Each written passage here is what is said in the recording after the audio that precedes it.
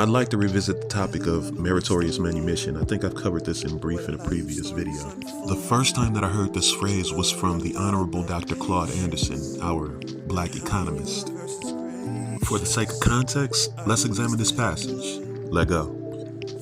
In Virginia during the enslavement period, there was a law passed titled the Meritorious Manumission Act of 1710. It was the legal act of freeing an enslaved African for, quote, good deeds as defined by the national public policy, and could be granted to an enslaved African who saved the life of a white racist colonial enslaver or his property, invented something from which a white racist colonial enslaver could make a profit, or snitched on a fellow enslaved African who was planning a rebellion or to run away.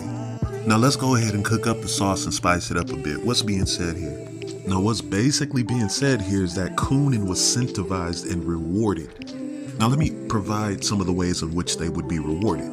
If a slave snitched on a rebellion and sold his people out, undermining their forward progression, they would be granted a bit more access into the white supremacist power structure, although not complete and total access. They would be given an elevated position on the slave plantation. The slave master would give them an extra buttered biscuit, an extra piece of chicken, and allow them maybe to sit at the table with them. He would get the hand-me-downs of the slave master. He may have even been granted the privilege of sleeping in the master's house.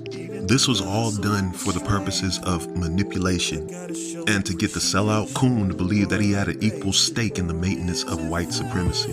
You feel me?